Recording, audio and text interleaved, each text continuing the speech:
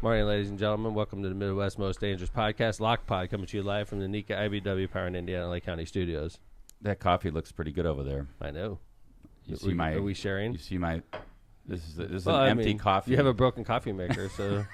That's the only way to motivate you to fix it is to make you go coffeeless. I'm going to have to uncork this old water. I need the caffeine more than you, I promise. Do you want some liquid IV? Yeah, liquid IV. Whoa. Does that wake you up? No. Wait, where's your coffee, Kevin? Ask Jill. The Keurig Kevin's broke. piece of shit coffee maker's dying. Yeah. All right. So if anybody gets shorted, it should be Kevin, right? That's fair. Yeah. I mean, it's motivation, Kevin. Fix that shit. I'm not bringing you a quarter of a mug of coffee. I did that last night. It was like an espresso. I wonder what's It happening. made it. I don't know. I was like, I thought I did something wrong. Yeah. Now that Jill confirmed that happened to her, Because we know Jill didn't do anything wrong. I feel a lot better about Not my with life. the Keurig. Yeah. All right. I'll look into it. Hey, man. I don't know if World War III started last night, but it's pretty scary what's going on right now between Israel and Iran. You don't see that kind of stuff happening very often, where last night in the dead of night for Iran, Israel attacked Iran's nuclear enrichment facilities in the first step of what could be a widely, I mean, we hope not, right? Hopefully hope it's not. targeted. I don't think Iran's going to just sit there. Yeah, I mean, that's going to be the interesting thing. This morning, I just before we went on the air, there's an article saying that Iran launched 100 drones at Israel. So wow. We'll see what happens after that. 100 drones at Israel Friday morning, and then Israel's going to keep going, which is interesting to me because you feel like Netanyahu's probably got his hands full in Gaza, but maybe not. I mean, maybe he's Gaza's obliterated them. He's obliterated it. So maybe he's like, maybe we just start attacking Iran now. But he's a multitasker. That's right. Yeah. Wow. And a three-front. And if you add in Hezbollah, maybe he wants a three-front war. Right. I don't know. It's interesting. The price, I'm the finance guy for Lockpot, I guess, but the price of oil shot up like almost 10%. It had been shooting up all week after Right. Trump said to our diplomats, you can come home if you want from Bahrain and But Kuwait. last night after the attack, it went up close to 10% in one shot. Doesn't surprise me. And what that does to the economy. Well, believe it or not, war is good for the economy. You keep the manufacturers going. Right. All the industrial plants are kicking. But As long as you're not getting blasted. That also, as long as you're not getting blasted personally. long as Right. you're It's not not good for Gaza. your economy. Not good for It's not good Gaza's for the economy. Gaza Yeah, economy, no, right? no. Not good for Iran, not good. But, for America, it should be good for our industrial plants because they're going to start making more weapons and the people that supply those plants. And then what happens is it causes more inflation. And what that forces the Federal Reserve to do is raise interest rates, which affects all of us. It affects our credit cards. It affects our car loans. It affects our mortgages. And then what that does is it ultimately lowers the stock market. The war machine, baby. But this is no good for interest rates, and I know we've been hoping for interest rates to go low. This is no good for inflation. We've all been hoping inflation goes low, and this is no good for the stock market. One of the things that I thought was amazing is it didn't seem like Israel just targeted the nuclear sites. They also took out 3 generals. Yeah. Which is, whoa. Yeah. Like their top, yeah. It seems like if you're a general nowadays, you probably should just retire. If you're an Iranian general. Well, a lot of generals are just getting zapped, man. Are they? Yeah. I mean, I know. I'm trying to think of, Israel is particularly brutal on generals. I think the Mossad is pretty dangerous. These guys, they infiltrate. Yeah. It's pretty amazing what they do. And for them to be able to figure out where these guys are. Right. Remember the whole pager thing? Yes. Holy cow. The pager thing. And then, Ukraine, even up to that game, right, with the drones. Against Russia, that was crazy. So, I got a bad feeling, Tom. Like you were saying, this just, I don't know. This is messed up. Well, Iran gets attacked last night, and then we're all waiting for the counterattack, and we're all just sitting there all night. And Iran is just stewing. And then as soon as we get on Lockpod, Kevin tells us about the drone attack coming from Iran. So I mean, I think the interesting thing about Iran is that, to me, they seem to be aligned with Russia, China, North Korea, right? So, they don't. And one thing I would say that the president has done well is he has good relationships with the Arab neighbors around there, like Saudi, UAE, all these that are kind of U.S. I don't want to say, I guess I'd call them allies, right? And so strongmen. Yeah, and I don't see them joining Iran and catapulting against Israel. Those neighbors. Now that doesn't mean Iran can't themselves, but I just don't know who their ally in the Mideast is. I mean, except for Hamas and Hezbollah, right? So.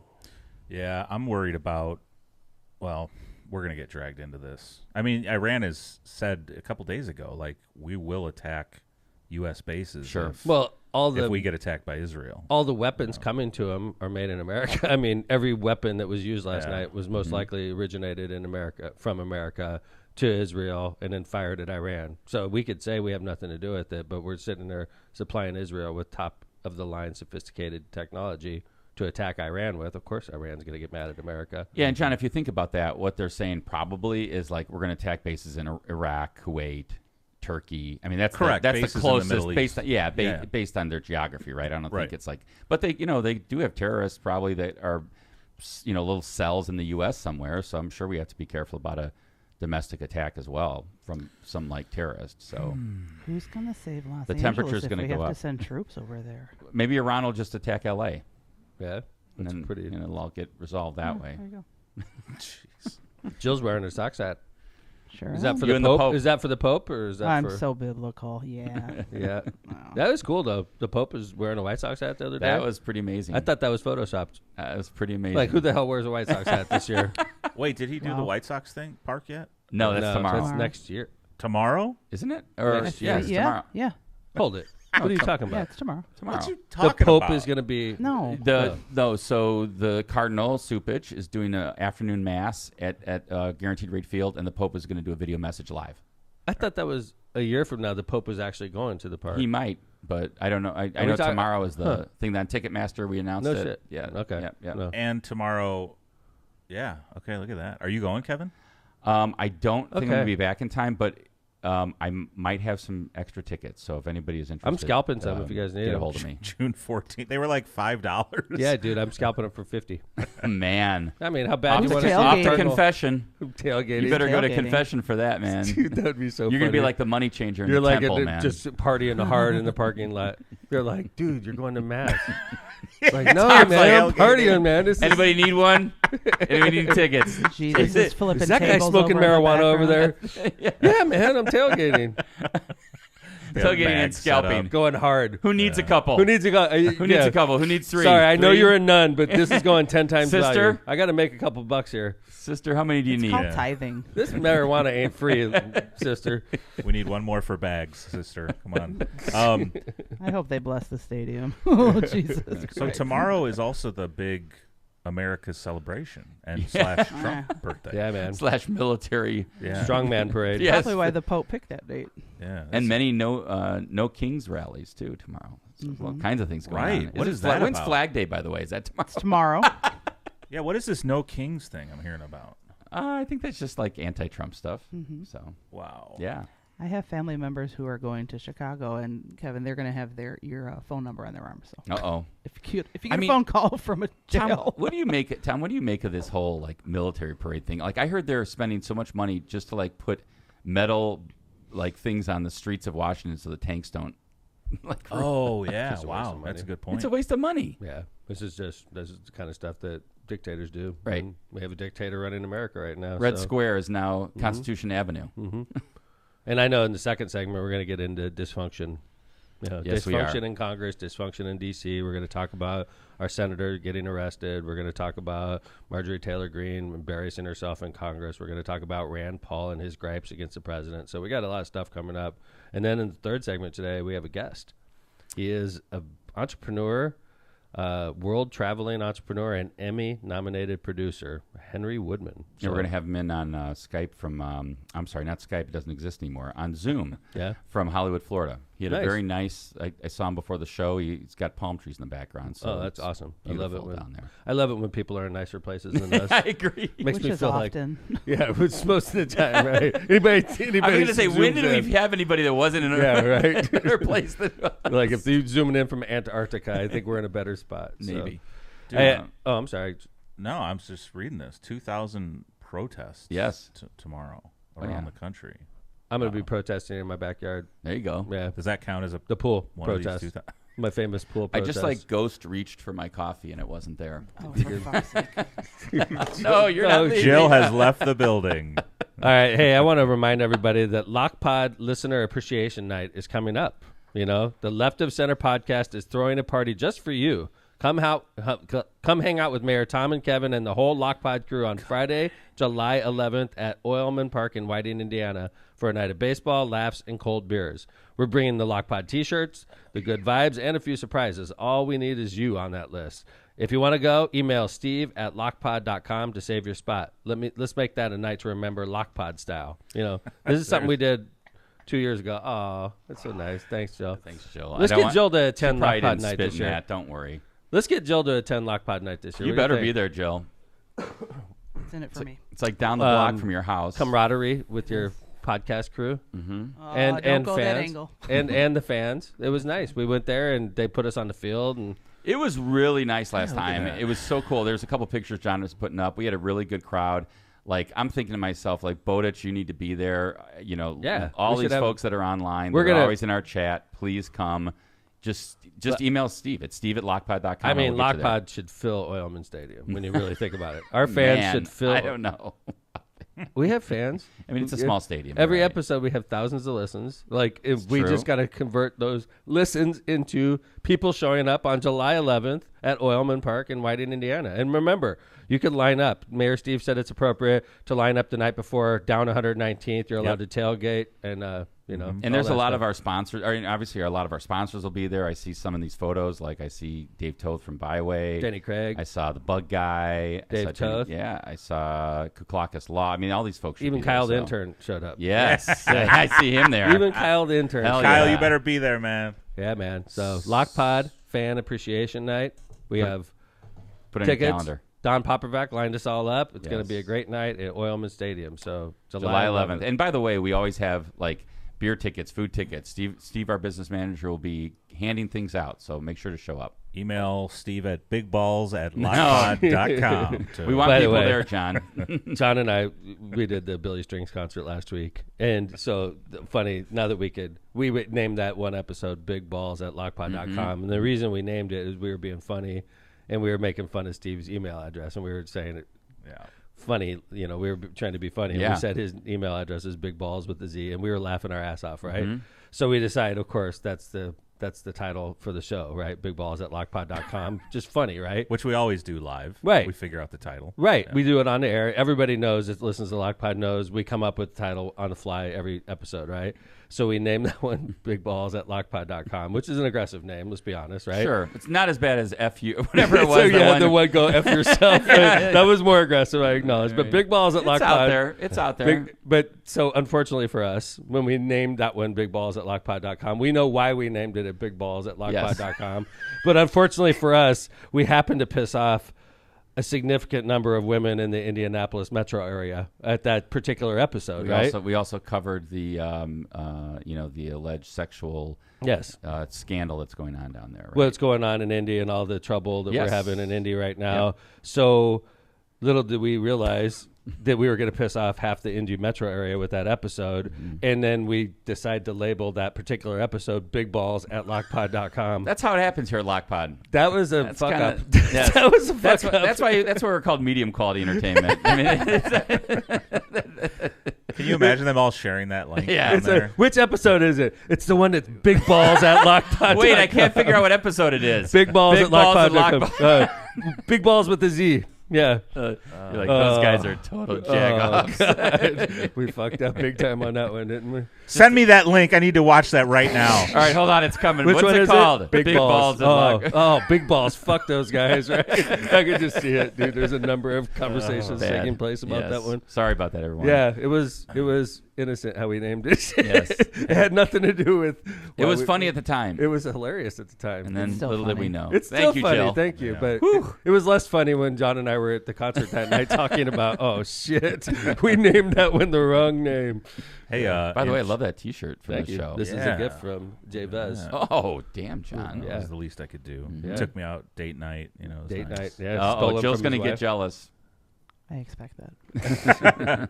Hey, chat just said they arrested a man who robbed your Navy friend, Tom. Yeah, I saw that. They did. Yeah, I saw that. Thank you, chat. Oh my gosh, that's awesome. Greg posted it on our Navy chat line. Wow. That was arrested, and it rejuvenated the story, and I know that he hates that. I'm sure he does. Oh my god, because he hates it, how the whole thing went down. He hates how it looked, and then like Now they're playing the goddamn thing over again. Greg's just like again, I can't wait I hope this guy gets life. Get me out of the news cycle. I never want to see this again. Right. Yeah. Oh, well, that's good for Greg. Yeah. Yeah. G-Money. Sure. G-Money. Yes. I got to go on vacation with him soon. Go fishing. It's the only time I ever fish when I'm with Tampa. him. But, hey, why don't we go ahead and knock off our ads early because we do have a pretty beefy second segment. Yeah, the second segment is interesting what's going on right now in politics. You know, obviously there's a lot of protests going on, and then people are getting arrested for it, and it's leading to stuff that we're not used to seeing, like U.S. senators getting slammed on the ground and handcuffed. U.S. senators. Yeah. It's just crazy times. That's much for you and me. Shocking video if you haven't seen it. Yeah, so stick with us. We're going to cover some dysfunction in the second segment, and like I said, in the third segment, we have a great guest. He does a lot of appearances on podcasts across America, and he's chosen Lockpod. Henry Woodman will be here in the third segment, so stick around. So, you know what? Before we do it, Joe, give me that golf bag. I want to see this real quick. We're going to do this, not today, but I just want to preview this. One of our sponsors, Cal Brew, is here she comes. Whoa. Thank you. Okay, one of our sponsors. Good catch by me. Jill thought I was going to drop that. Not at all. I hope we got that on tape. These are shortstop hands. Partially. Shortstop hands. And whoa! Look at this. Used to working with short stuff. Yep, short. That's right. Michelob Ultra. Short stuff at Lockpod. Go ahead, get yourself. Go ahead, Tom. Get yourself in more trouble with the women of Indianapolis. There's the title Keep for going. today. Short stuff at lockpod.com. Tom thought he was apologizing to all the women in Indianapolis. Nope, just digging the hole deeper. That's Kevin's email address. Michelob Ultra golf So bag. big balls is Steve. Short stuff at Lockpod is Kevin. Yes. Here we go. What do you want to say about Kevin's that? like, I'm just trying to, it's a golf bag. Yeah, we're going to give it away soon enough, so stay tuned. He goes, what do you want to say about this? I'm going to throw it back right now. Ready, John? Yeah. Wait, hold on. Yeah, go Takes ahead. out half the studio. The stream ends. No cameras. Sorry, everybody. All right. This episode is over. Off to ads. Power in Indiana Lake County is our premier and studio sponsor. Power in Indiana Lake County is your source for the region's most trusted electricians. At Power in Indiana Lake County, we set the standard for excellence in electrical work. As IBEW Local 697 electrical contractors, we ensure safety, reliability, and quality for Northwest Indiana corporations, businesses, and homes alike. But our mission goes beyond the job site. We're creating a brighter future for the region we proudly serve. Powering Indiana Lake County, bringing excellence to the job, creating a brighter future for our community. Find the right electrical contractor at poweringindiana.org. Kuklakis Law. Are you facing legal challenges and don't know where to turn? Look no further than Kuklakis Law, your trusted source for legal advice in Indiana and Illinois. Do you need representation buying or selling real estate? Call Kuklakis Law. Do you need help forming your business? Call Kuklakis Law. Did you get injured in a car crash or at your job? Call Kuklakis Law. No matter what your legal issue, call 219-671-6347 for a free consultation. Who are you going to call? Kuklakis. Vamos Espanol. MCR Partners is your one-stop destination for top-notch expertise in economic development, finance, and planning.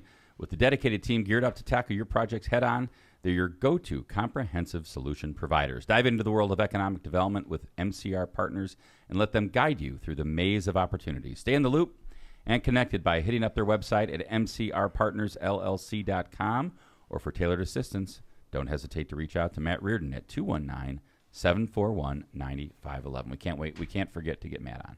Tortillas Nuevo Leon is the gold standard in Mexican cuisine across the Midwest. Look for Tortillas Nuevo Leon's popular red and white label at your local grocery store and enjoy quality Mexican products made with local expertise. Tortillas Nuevo León, hechas con amor, para ti y tu familia de todo corazón. Tortillas Nuevo León, hechas con amor, para ti y tu familia, de todo corazón.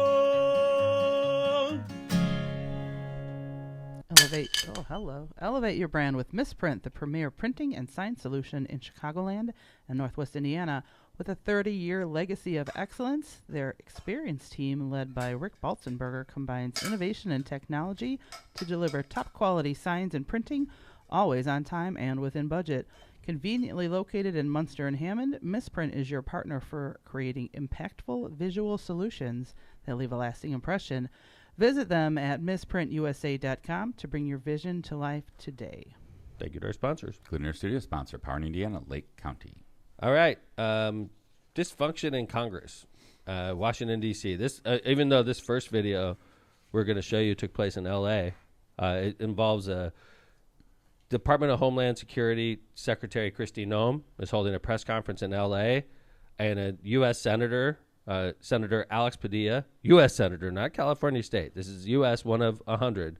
Senator Alex Padilla of California, not even one of the biggest state in the country. It would be one of the biggest. It's one of the biggest economies in the world. So this is a very important person. A U.S. Senator from California shows up to talk to the Department of Homeland Security, Kristi Noem, about a press conference she has, and he confronts her and says, "You're lying. You're saying things right now that aren't true." And then what happens is what we're about to play for you. Sir, hands up.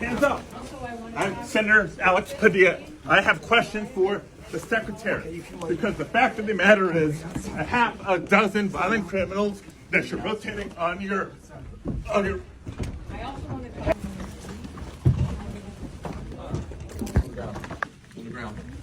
ground. Hands behind your back. Hands behind your back. If you let my hands go, I'd put behind my back. All right. Cool. One hand. Lay flat. Lay flat. Other hand, sir. Other hand.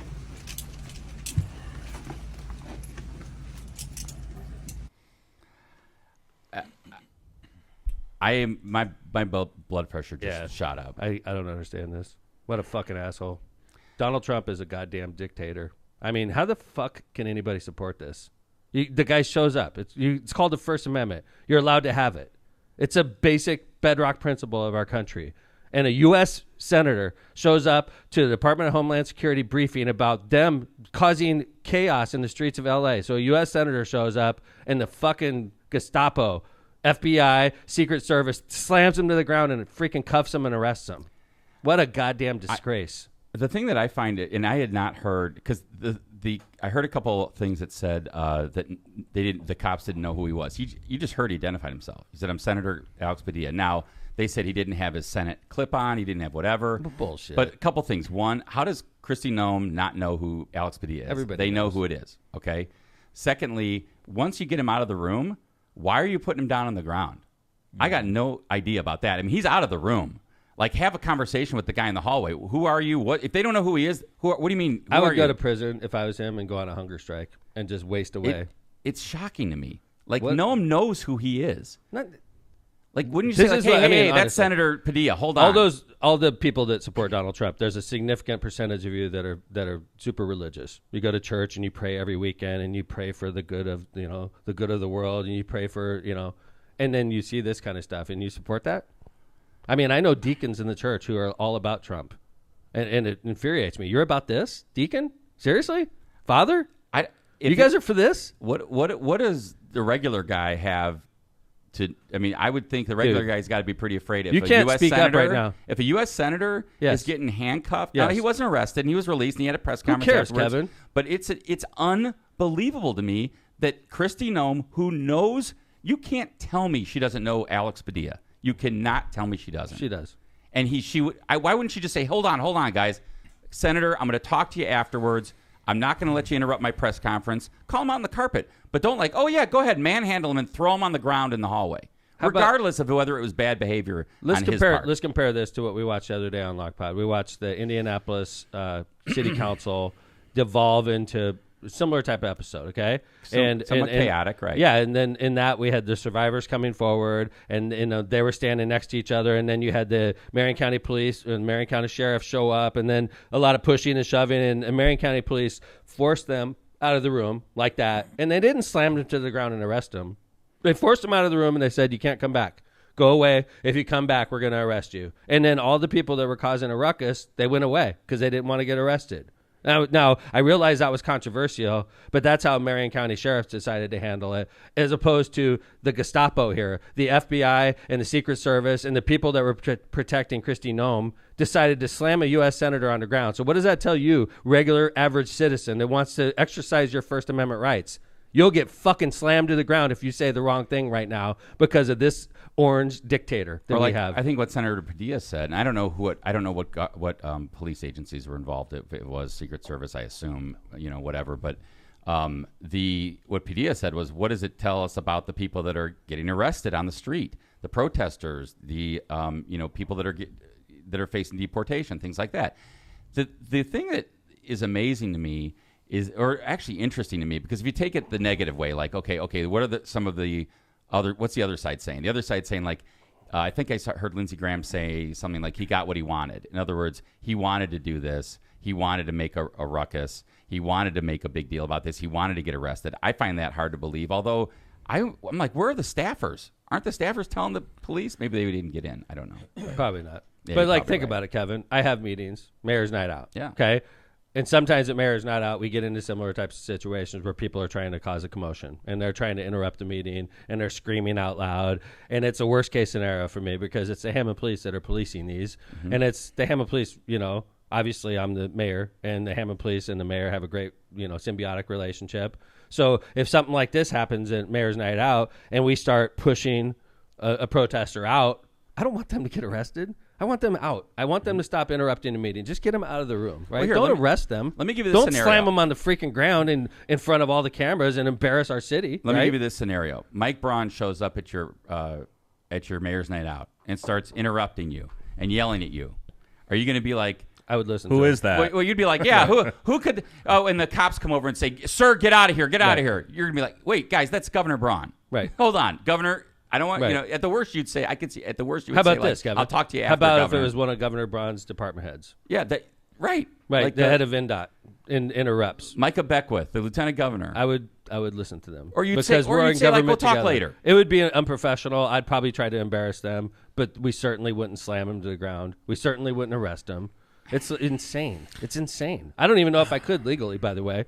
If the governor was there, we're going to slam the governor to the ground and arrest him. He'd you wouldn't pardon pretend himself. like you didn't know him. Right. Like, go ahead, the police. Don't, go ahead, get him out of here. I'll approach it from another angle, too. Images like this, and I'm speaking to the one you my left fellow up. conservatives, you're giving the Democrats everything they need to win the midterms, to win the next presidential election. And by the way, we're getting nothing in return for it. We're getting nothing in if you start slamming U.S. senators to the ground, and we're not even getting campaign promises made that Trump made, there's a problem.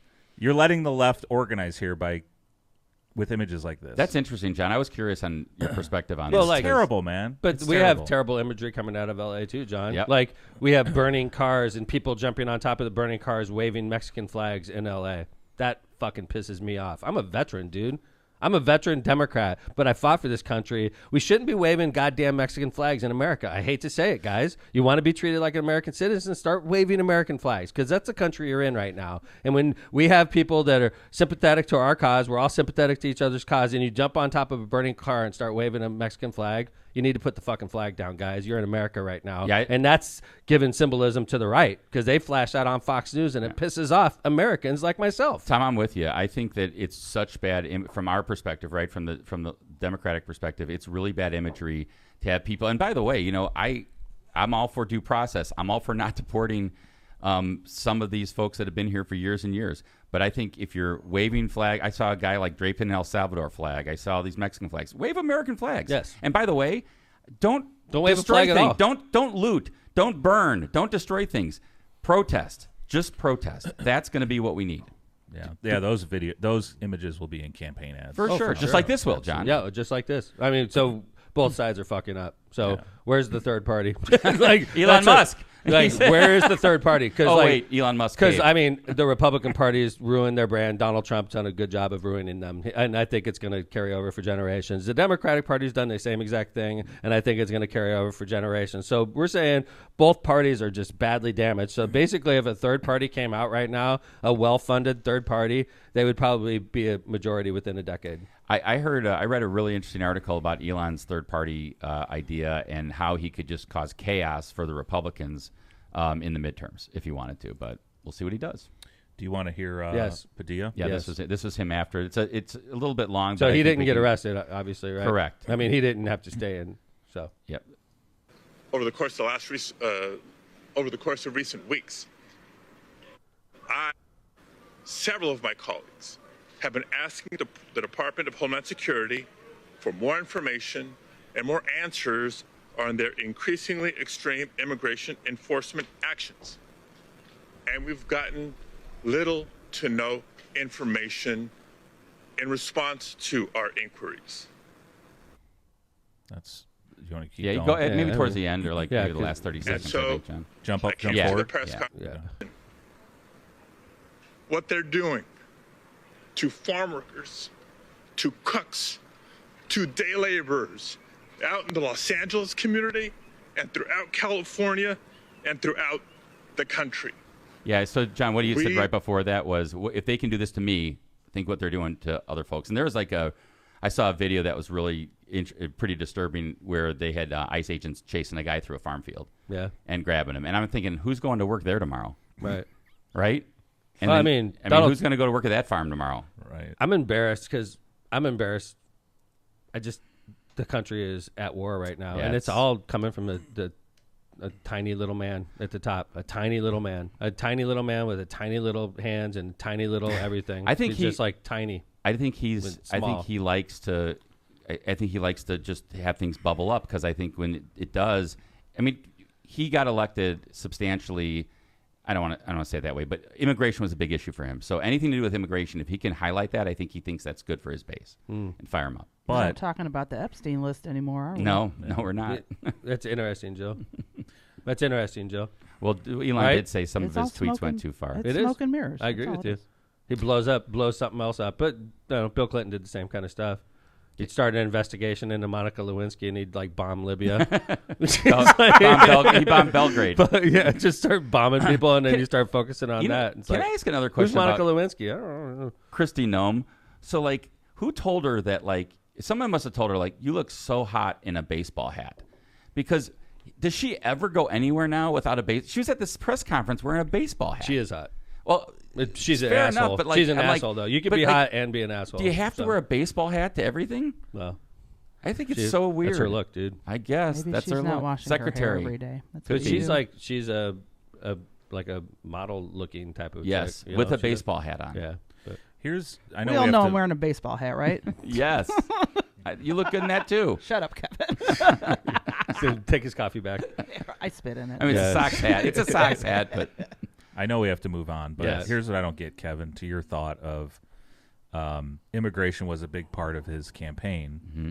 So this is about that. But then yesterday he comes out and says, we've heard a lot from our hotel industry and our farm industry, and, you know, maybe we shouldn't deport the illegal workers. Mm-hmm. And by the way, I also like 500,000 Chinese students over here. We're going to work on that. So then he just pisses off his base. So I really just don't understand what's going on here. and from the Democratic side, I feel like, oh, now you get to pick and choose who gets supported. Right, Now, right. I thought it was Just everybody. one person. Yeah, but there's no wait, laws. But wait a minute. I grant you American citizenship. That's right. Yeah. Oh, wait a minute. The farmers who all voted for me are getting Right. screwed over. They don't Right. have Americans that work in the farms. But like newsflash, he was voted in to deport everyone illegal. Millions, John. Yeah. They're Now like, we're racist, and we voted for you for racist reasons, and you're not being racist enough for us. So. I know you're joking, but I disagree. Like, we saw a completely open border for years. No, I Yeah, agree, it John. needed to be fixed, John. I agree, It needs John. to be fixed. It needs to be Biden's fixed, border but policy was terrible. I always considered America somewhat compassionate, and we're completely the opposite right now. Mm-hmm.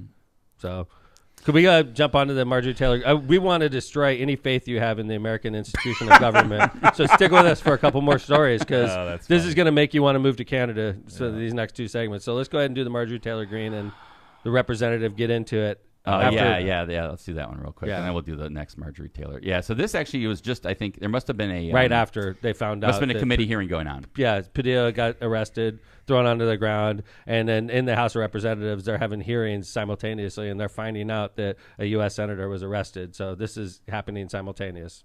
You're out of order. Chair recognizes Will Ms. you Green. commit on the record to subpoenaing Kristi Noem because a U.S. senator was just thrown to the ground and detained in his own Democrats case? can't follow the rules. out of Can't order. follow the law. Will you Can't commit- follow the Shut rules. up. Just shut up. Whoa. No, you don't. No, Shut you're up. not going to tell me to shut up. How do you get him in order? You're running for this. Not like that. He has been out of order 6 times. He's trying to get on MSNBC. You probably knocked somebody off I don't have any problem MSNBC getting to on get on there. MSNBC. That's Ms. not I Green, think as he's been arrested as a recognized. former Yeah, well, Antifa okay, member, here. right? Back to Holy. Keep going. Keep going. Ms. Green, go. He's a go. former All Antifa right, Ms. member. Green, you're Mr. recognized. Chairman, You got no it. surprise. Who's a former Sure. Antifa member? Me? Yeah, you. I asked that these words be taken down. No, Ms. Green, Thank you.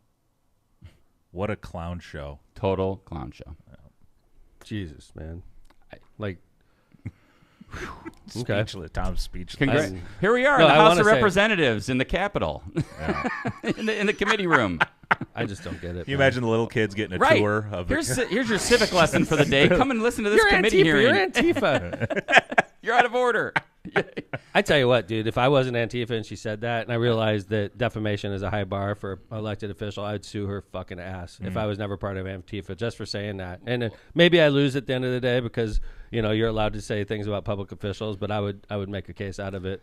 Well, here's MTG, one of our faves here on the podcast, and this is her entering a pretend cell. What is this? With a January 6th, whatever you want to call him, insurrectionist, protester, just another good guy. And she's coming in to pray with him. So here she gets down on her knees. In a prison cell. He gets to grab her waist, and away they go. And by the way, there's press all around the prison cell, so she's going to take a picture, and people are going to think that she's actually in a prison cell visiting this guy that's got a Trump hat on in a prison cell, okay? In an orange jumpsuit.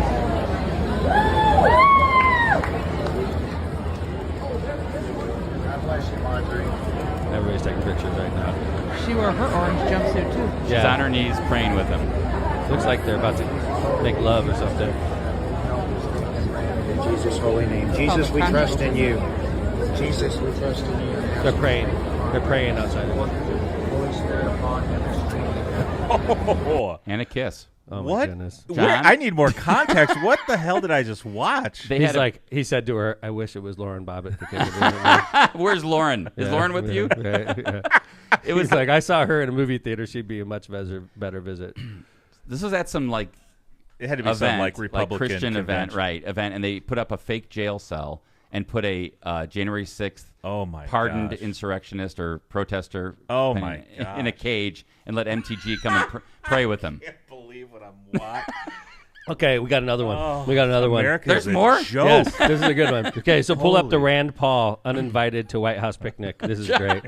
This is great. See, you guys are flat out moving to Canada when this is over. So let's go. This is Rand Paul. Republican Rand Paul. This is 2 days ago.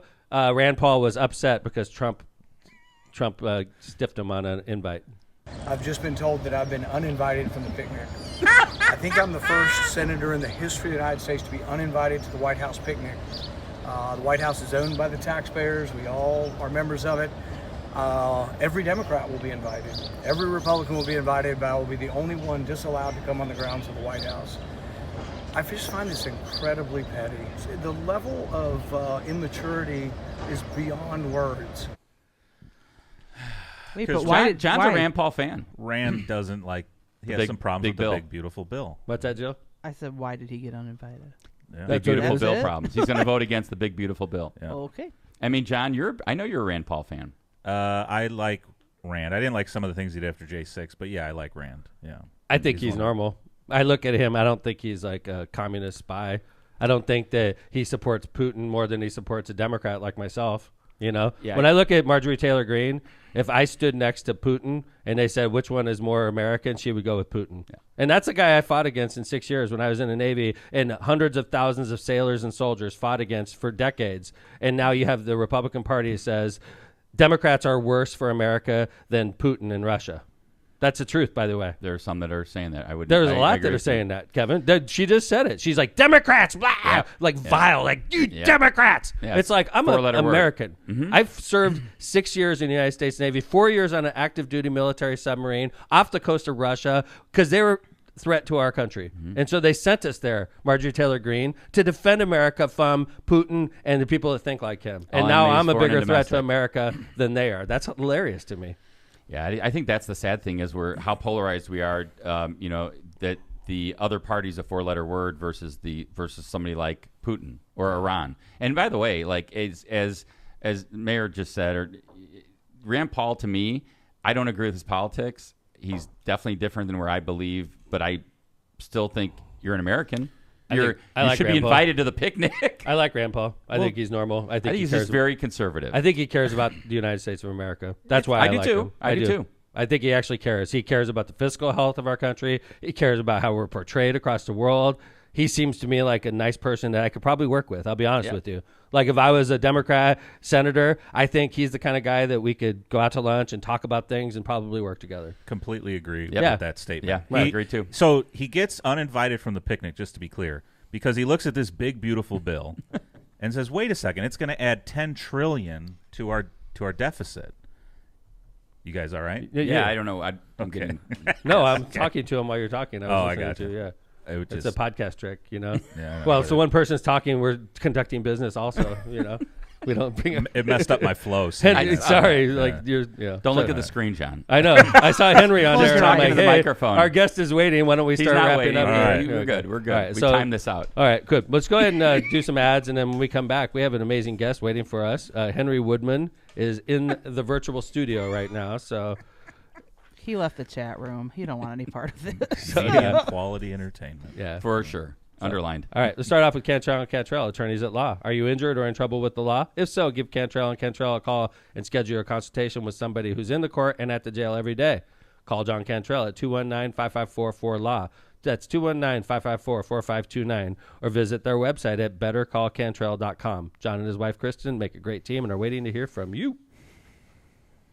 Mice in the kitchen, ants in your bed, spiders up high messing with your head. Don't grab a flamethrower. That's a bit extreme. Just call the Bug Guys.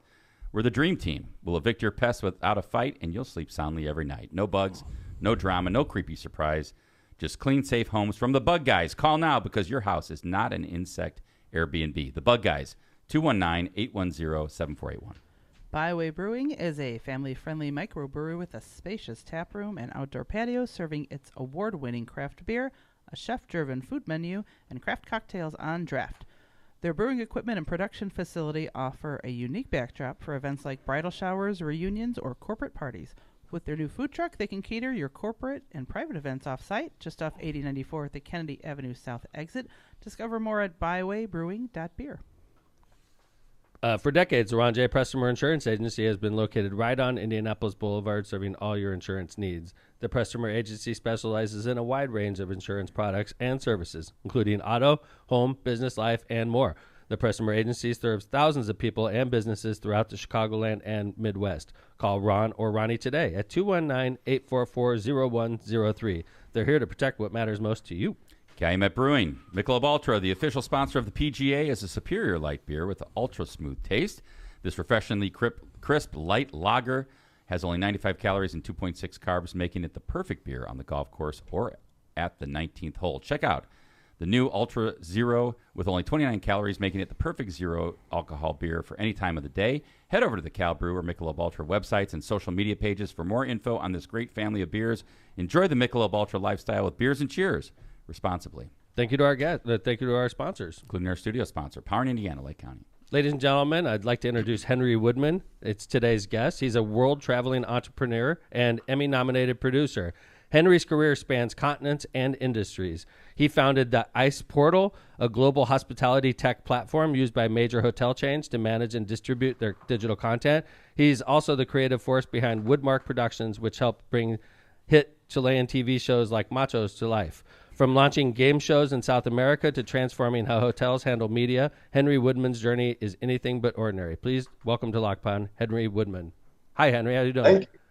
I'm doing well. Listen, you had me at beer on the golf course, so, I'm already out there. Nice. I hear you're a frequent guest on other podcasts, so you're easy to talk to, I imagine.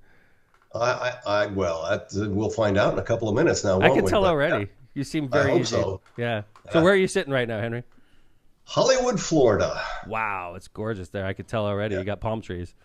It's going to be a hot day. Yeah, and it's already hot. I was out there this morning walking the dogs thinking, who lives in this nightmare of a sauna?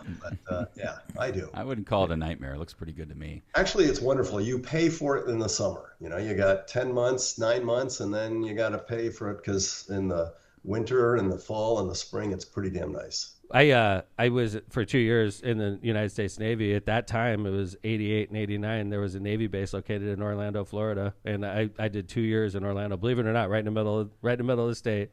But it was where I started my Navy career, and every day it rained at 4 o'clock. It was wonderful, though. I loved it. Okay. I hate to say this, but Navy, Orlando, yeah. Ocean. Yeah, I know, right? They had something missing here. They had a lot of lakes there. Yeah. Jesus. I was wondering, Henry, just out of curiosity, I know Ice Portal is one of your big entrepreneurial adventures. Any issues with Ice Portal these days? With with that going, I was like, man, has that affected your business at all? With Ice just being in the news every day. I sold Ice Portal years ago, and it was a friggin' great business and a wonderful time. So essentially what it is, if you go to any travel website on the planet and you see pictures of a hotel, those would have come through our server, so we can size, tag, categorize, and send it to the Expedias and the Bookings and the Fred's Travel of the world, right? Wow. 1 year before COVID, somebody came along and said, we want to buy on us. Yeah, I'm not really there yet. I had this number on my mirror for a decade. And they said, why? And I need to get higher revenue to get a higher EBITDA and, stuff like that. And they said, well, what's your number? And I gave them the number. And, at the end of the day, they finally said, yes, investment banker, I got my money. Wow. Then COVID comes a year later and every hotel on the planet was suffering. So good timing. I was going to say, talk about good timing. That's awesome, man. Yeah. That number on the mirror would not have been hit in 2020. So, So did they keep the name Ice Portal? Because, of course, when I read that, I wondered the same thing Kevin asked you. I Googled Ice Portal, and the first thing that comes up is Ice Portal for deportation. Yes, it does. Yeah, Henry's like, I sold that years ago. It's not my problem. Not my problem anymore. I see that against Ice. Fuck Ice. And I'm like, yeah, right. And I'm like, whatever. I got my money. I'm out of here. Now that's an entrepreneur right there. I like it. So, Henry, big traveler, right?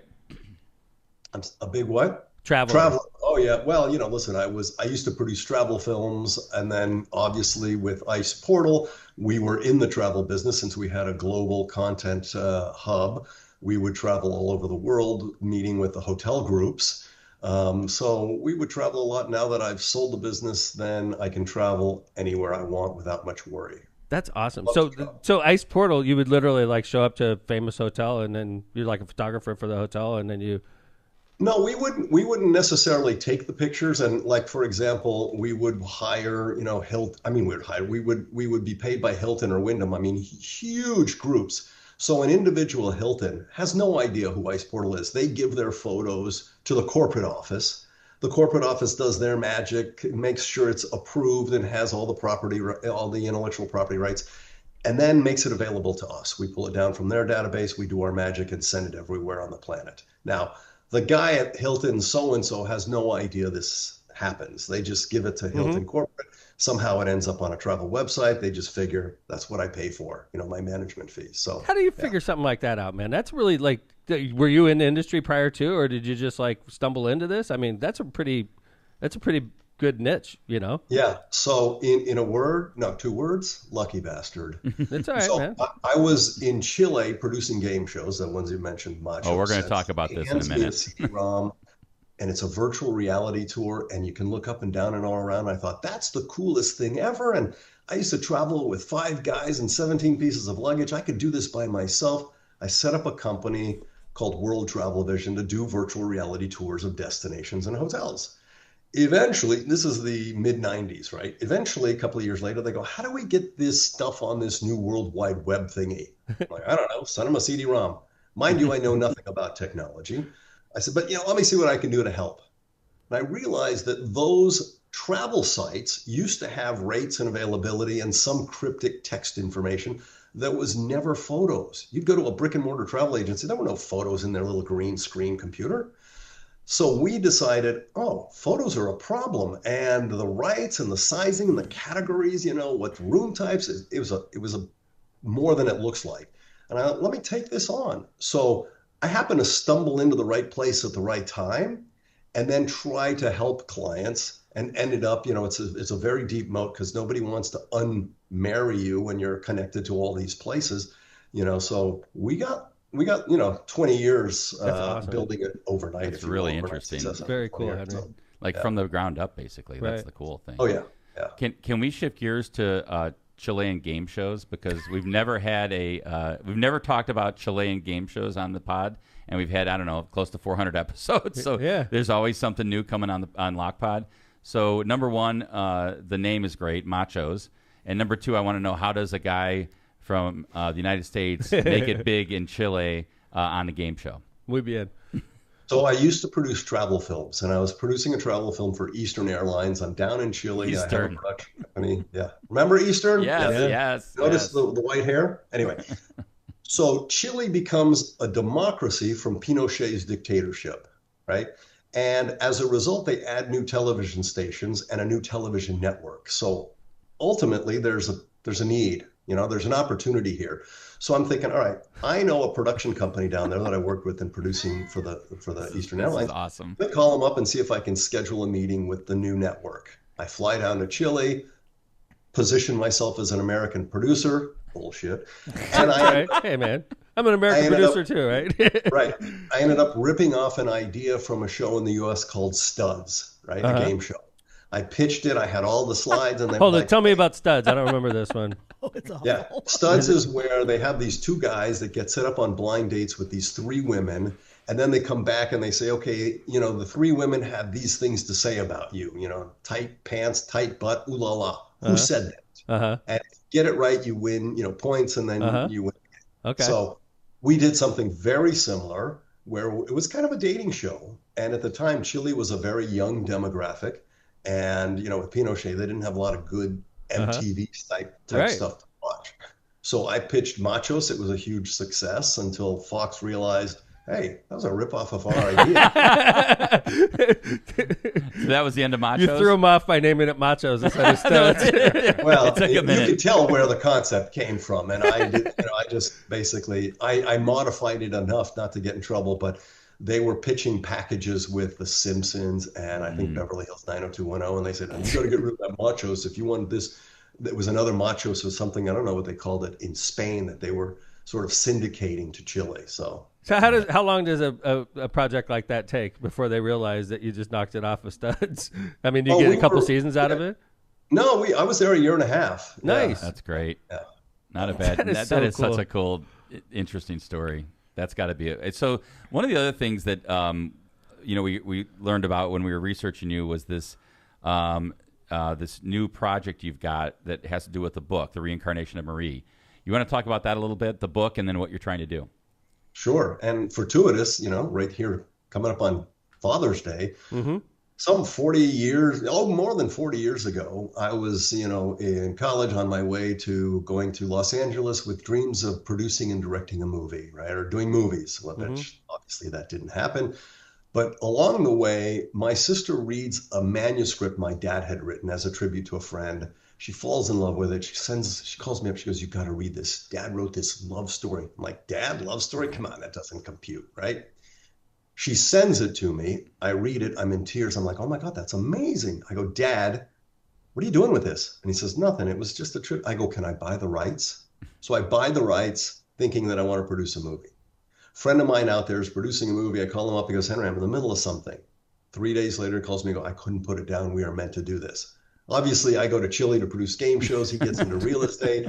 We go in different directions. 40 years later, we decide, okay, I sold Ice Portal. It's time to get out and bring this back to life. So I published the book last summer and now developing the series from the book.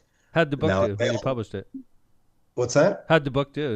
Did it take? I mean, did it do well? So far, it's doing really well. It's won a couple of awards. It's got over 300 reviews. All of them, like 97%, are loving it. Is your father still with us, Henry? No, he passed 14 years ago. I'm so sorry, Yeah. but what a freaking Great memory though of him, and this is like a cool way to. John, were you able to put that in chat? Was he Yes. an author? Like, was that he just like delved into writing? Dad was an author. He was a nonfiction author. He wrote, books like Air Travel Bargains, Discovering Yucatan, Nazca, things that had nothing to do with passion or love or reincarnation.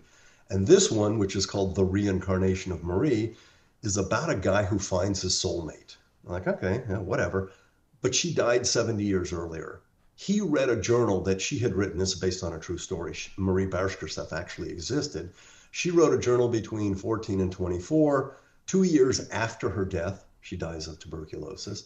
Her mother publishes the journal. It becomes an international bestseller and scandalous because she writes about sexuality and masturbation and things that women didn't talk about, much less write about at that time. He feels she's writing to him. And she has pieces like, I will find you in time. You know, he's believing that she's going to be reincarnated and they're soulmates and they'll find each other. And he eventually believes he has found her reincarnation. Wow. That Good is story. crazy. I love it. So we've, I think John put in chat the, what'd you put in chat, John, the book or how to get the book? The link, yeah. The link. MarieTheStory.com, right? Yeah. So you're in the process of making a miniseries out of that concept. Well, the idea was 40 years ago, we wrote a movie script. And then I said, you know what? The world has changed. The streamers own the world. Let's do a series because, you know, they can continually being reborn to continue the series, right? But a couple of weeks ago, a producer read it and he goes, I love this. I can't stop thinking about this. Can I have the non-exclusive option to peddle this out? I'm like, sure. So he gets it to the EVP of a major studio. The guy flips out. Again, this is the Hollywood business. Mm-hmm. There's always a lot of people talking crap and nothing always ever happens. But the idea is that they want to produce a movie. And I'm thinking, okay, there's a lot of things that started as a movie and then ended up as a series. Mm-hmm. So it could go as a movie because the series is a far deeper dive into the interwoven and interconnectedness of the previous lives and how they connect to the current life, like the sins of the father or karma, or is it all just a quantum field where they're in a metaverse, or is it just a figment of my imagination?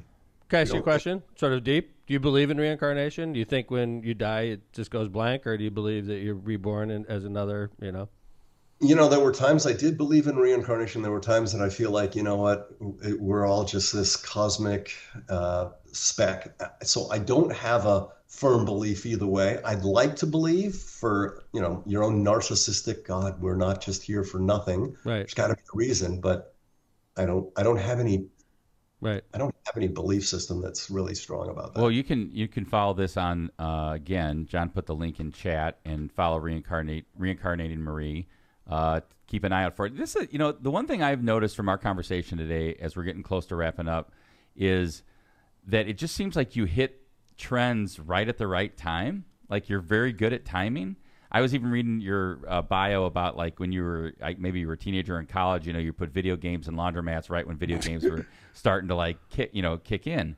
And so, just what do you? Is it luck, or do you think you have a good feel for what's about to happen and you get in at the right time? Hedonism. Listen, I'm in a laundromat addicted to Pac-Man, and I want to play Pac-Man, and they didn't have it. So Pac-Man was great when it came out, wasn't it? Pac-Man was awesome. Yeah. Oh my God. Miss Pac-Man was pretty good too. I had calluses on my thumb and forefingers. It was crazy. But the reality is, and people ask me all the time, I said, listen, you're always in the right place at the right time. I said, you know how many times I've been in the right place at the wrong time, or the wrong place at the right time? There you go. I just keep showing up and, you know, curiously looking out, and something eventually happens, and I am in the right place at the right time, right? You can't make a hit unless you're swinging the bat, right? That's right. That's exactly right. Mm-hmm. Well, good timing. I say that in politics too. I mean, in politics, you can't win unless you put your name on the ballot. You know, you hear people talk all the time about, oh, I think I should do this or that, and they never put their name on the ballot. It's like you have to actually put your name on the ballot for it to ever happen. You know, it definitely won't happen if you don't put your name on the ballot, right? Yep. Good point. Yeah. Well, Henry, where'd you grow up, real quick? Don't get me started with putting my name on a ballot. Where'd you grow up, man? I grew up in South Florida, went to college in Arizona, then moved to LA, then Latin American, back to South Florida. Awesome, man. Back where you began. Did you know when you were growing up you were going to be an entrepreneur? Did you have that feeling? Were you always like back when you were playing Pac-Man? You know, the first one, when I was 13, I went to Mexico to a swim meet, came back with a switchblade. You know, you could get on a plane with a knife. And this that's pre-9/11. Yeah. This is 1973. So this is when I got a switchblade in junior high, and kids loved it. So I get on a plane as a 13-year-old, go back to Mexico, buy boxes of switchblades, bring them on the plane, and sell them in junior high. This guy's like opportunity. Entrepreneur at 13. So it's not that I thought, I'm going to be an entrepreneur. It's like I'm a hedonist and an opportunist. And some of those switchblades are still on the streets of South Florida. I'm a capitalist also, my friend. So there you go. It was awesome having you. You're you an easy Henry. guest to have, Henry. Yeah, thank you for coming on. I'm glad we lined you up very much, man. Let's do it again, all right? Cool, man. Anytime. Thanks, Appreciate guys. you, bud. Thanks. That's it again. Let's give it up one more time for Henry. Henry's a great guest. And John, you put his chat up? Yeah, I put the link in chat. MarieTheStory.com. MarieTheStory.com. Henry Woodman. Really good guest. Interesting guy. And talk about just easy to talk you to. could tell like he's just one of those guys that he's going to try it. He's going to see what happens. And it works. And sometimes. and it's funny. We've had a lot of guests on Lockpod. Yeah. I could just tell as soon as his face popped up, this is going to be easy dude to talk to. You could just sort of tell. He's Wind just up. like, yeah, good stuff. So really good. Thanks, Steve, for lining it up. So we started off the show talking about a great event that we're having is on Lockpod. We started off the show talking about a terrible World War event. III, right? Then we went into a great event, and so we depressed you, and then we said, hey, if we're still around, Lockpod's going to be great, in July. And then we were like, hey, let's talk about how screwed up our government is. And we depressed you again, and then we sent you out with a great guest, Henry Woodman, and just sent you on. Just a roller coaster. It's like right a roller coaster here of at emotions Lockpod. today. Yeah, stick with us. We'll put you through the ringer. So that's true. Yeah. So thanks again, Kevin. We appreciate you for bringing it like you always do. Jill, love you. It's great, even though you're wearing that Sox hat. Thank you for the coffee. I was doing my calculations last night, Jill, on the if the Sox are going to make it to 62 games, because Kevin and I have that $50 bet. It's getting close. And Kevin's a Sox fan in this regard, but not a fan. Just I'm rooting for the Sox. I feel like they're going to make it. I feel like they're going to be like 63 wins. 50 buckaroos right here on the table. Yep. From my good friend Tom McDermott. I will actually pay it too. So will I. If I Are you lose. going to the Mass this weekend, Joe? Absolutely not. Okay. Well, you should think about it because I think it would be good for the White Sox. Are you trying to sell me your ticket? I have some. I have some. $50, baby. $50. I've got some. Jill doesn't seem particularly religious, Tom. No, but she's a Sox fan, and I think this is a good thing for the White Sox to have the Pope on your team. Don't you? It can't hurt. Can't hurt. I know, Can't hurt. right? Yeah. The Pope, the big guy. I mean, if they lose less than 100 games, it might be because of him. I think it is. Like they were the worst team in the history. You'll give me of the baseball $50. last year. I'll give it at the basket at Mass. Really? Yeah, Would you do that? I mean, yeah, probably. All right, I'm going to check. St. Take Thomas pictures. More. Pictures or it didn't happen. Take pictures of the putting the money in the selfie. Yeah, Selfie. Jana, take a picture of me putting Tom's $50 in the basket. People are like, Kevin's so vain. Yeah. They're like, look at me, I'm putting $50 in the basket. It's like, you're a jerk. Give me an indulgence. All right, I got the bug guy coming to my house. So. Nice. I love it. I love using Lockpod sponsors. I Yes. try to do that as much as possible because they keep us on the air, right, John? That's right. Thanks, Jay Vez. Appreciate you. Appreciate everybody. Thanks for listening. Another great high quality episode. We'll be back on Tuesday as usual. Take care, everybody. Lockpod's out.